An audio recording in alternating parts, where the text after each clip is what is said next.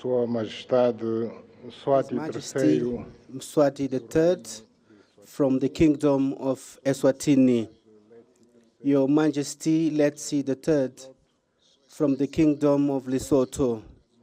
Your Excellency Mohamed Hood Ghazouani, President of the Islamic Republic of Mauritania and the outgoing President of the African Union, Excellencies, Heads of States and Government, Your Excellency Abiy Ahmed Ali, Prime Minister of the Democratic and Federal Republic of Ethiopia, Excellency Antonio Guterres, Secretary General of United Nations, Excellencies, representatives of heads of states and governments, Your Excellency Musa Faki Mahamat, Chairperson of the African Union Commission, members, Excellencies, and President Mahmoud Abbas, President of the Palestinian Authority, and our guest of honor, Excellencies, members of the Diplomatic Corps accredited in Addis Ababa, ladies and gentlemen. I would like, on the outset, to deeply thank His Excellency Prime Minister Abiy Ahmed from the Democratic and Federal Republic of Ethiopia and his people for, once again, as it always the habit each year in February, that they host the most important meeting of the African Union. I would like to thank them for the warm welcome and hospitality that was accorded to us since our arrival in this beautiful country. I would also thank Mohamed Ould Ghazouani, President of the Islamic Republic of Mauritania and the outgoing President of the African Union for the proactive way, dynamic and proactive way that he led our organization during his tenure. We were able to carry out, through his mandate, actions that contributed to the achievement of the main objective defined by our organization for the last year that just ended. And we also built educative systems that are strong to allow quality education for African citizens, taking into account the better performance of our continent at the global stage, taking into account the objectives of the Agenda 2063 of the African Union and Agenda 2030 of the United Nations. Excellencies, you are leaving us a great legacy. It's upon us now to continue to work and capitalize on your work that you living for us. And I count on your support and experience, as well as the support of all the other African countries, so that Angola can also undertake a presidency that will be at the level of our expectations, and that we can also add our efforts for the achievement of the development goals of our countries, together with the achievement of Agenda 2063 in all our efforts in building the Africa that we want. My thanks are also addressed to all the African countries, but most especially Southern region, for the trust entrusted to us in order to lead in 2025 the African Union, at a time when our continent is faced with major challenges related to peace and security, which are a blockage to many initiatives and actions that we want to undertake for the development of our nations. As you all know, it's the first time that Angola is assuming this major responsibility of leading the destiny of our continent in the coming 12 months. But we are going to look attentively to the problems of Africa, and we are going to contribute with our experience to finding solutions to peace and security, and for the implementation by member states of our economic policies, social policies, to promote progress and development of our continent. This is very important for us. The fact that we are assuming the chairship of the African Union in 2025, at the time we are also celebrating 50 years of our independence, national independence. Excellencies, ladies and gentlemen, throughout this conference, many issues will be discussed that are very important for our continent. The working framework of the African Union and the operationalization, the issue related to justice for African and people of African descendants to true reparations, which is the theme selected for this year, and a theme that Angola also chose for its chairship, which is related to the building infrastructure as a factor for development for Africa. These aspects, if combined, can allow us to build a communication channel and a channel of dialogue with our partners. It will make us understand the importance and the advantage of cooperating for a developed Africa, Africa that is industrialized, that is going to win over hunger, misery, and unemployment, and reducing the probability of armed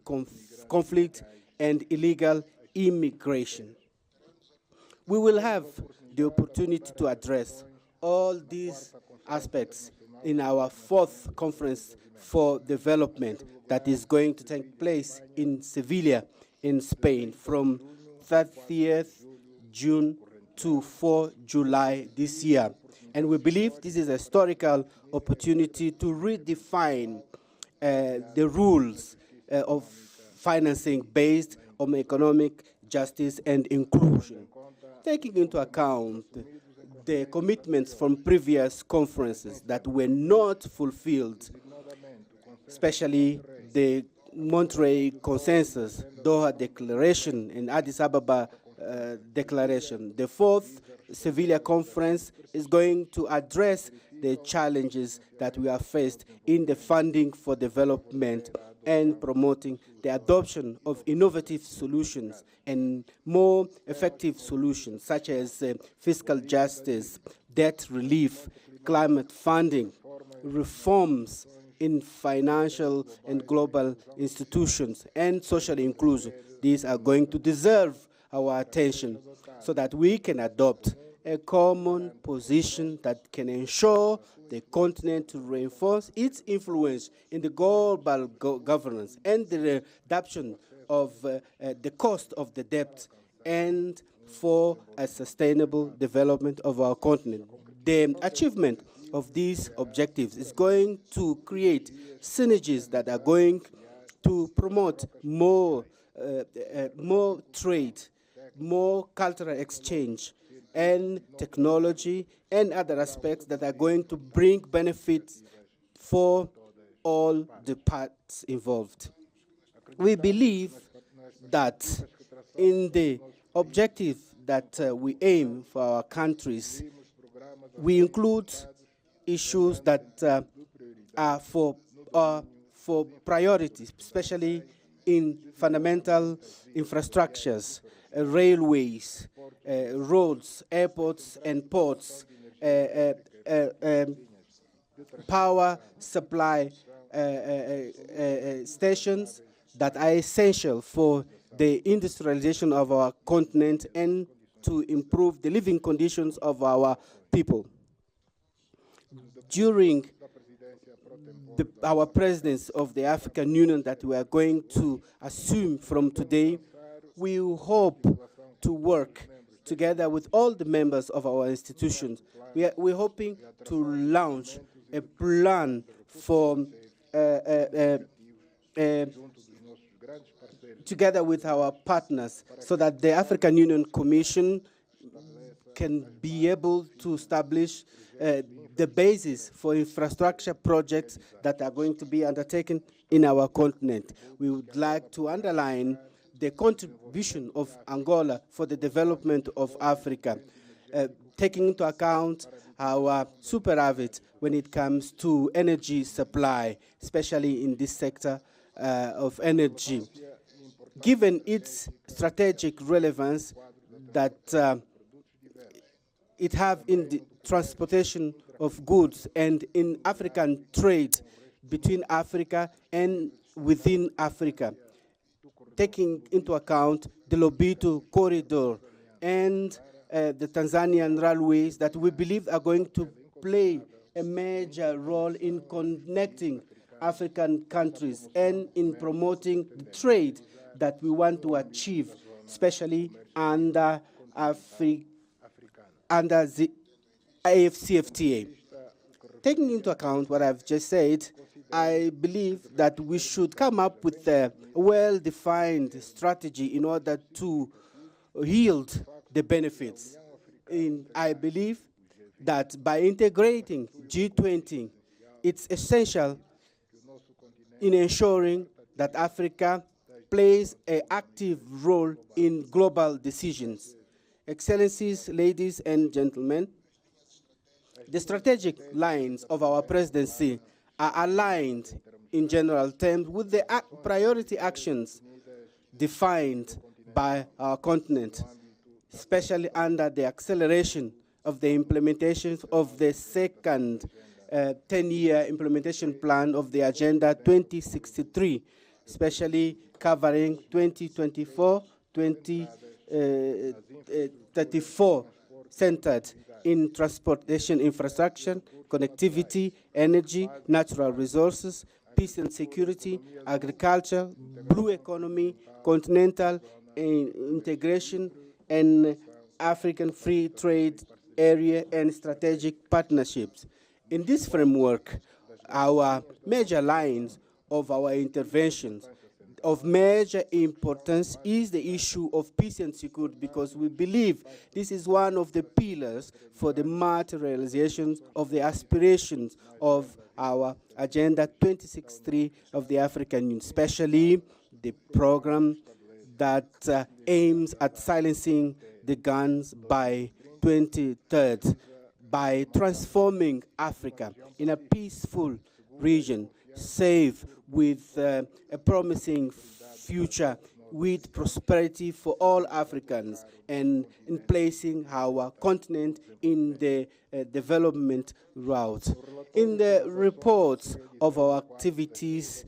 the undertaken as a champion, AU champion for peace and reconciliation in Africa, I made a detailed presentation, the activities that I undertook in helping the achievement of peace in our continent, especially in the eastern region of the Democratic Republic of Congo. I will also present my vision on what I believe that is essential to be taken into account in the future in order to put an end to the conflicts in Africa and in order to address the challenge of unconstitutional change of government, terrorism, invasion, and occupation of neighboring countries. We also have major challenges related to natural disasters resulting from climate changes and Marburg, cholera, and other diseases that are affecting us, and call on us to unite our efforts in order to find collective solutions for their elimination. In this perspective, I believe that it's essential that the third conference on the oceans that is going to take place in France is an opportunity for us to address the main concerns of this topic and that are affecting our continent. With more than 30 coastal countries, our continent will have to protect maritime ecosystems and promote blue economy and undertake more actions against illegal fish, maritime pollution, and against climate changes, which are major challenges that we have to face together permanently. I would like to hope that this conference will contribute to reinforce our coastal resilience and building conditions to mobilize international funding for sustainable projects under the blue economy. Excellencies, this year and during the Angolan presidency, we are going to work in coordination with the African Union Commission to mobilize financial resources through the contributions of our member states in order to be able to have necessary resources for the realizations of projects and programs of continental level and reducing our dependencies for external funding. Excellencies, ladies and gentlemen, we are living a global landscape, a very challenging global landscape, especially with the challenge in our continent and in Eastern Europe and Middle East. Despite all that, we are sure that by combining our efforts and joining force, we are going to overcome these challenges and build the Africa that we dream of, contributing in the solution of the problems that are affecting our humanity. It's in this context that I believe that we should continue to act together so that the United Nations will be more inclusive and more aligned to the challenges and opportunities. And the reform of the United Nations should continue to be priority for our continent. And it is very important to reaffirm our commitment with the consensus of Ezulwini and the Sirte Declaration of 2005 for 2 seats as permanent members with the right of veto and other privileges that are related to the seats.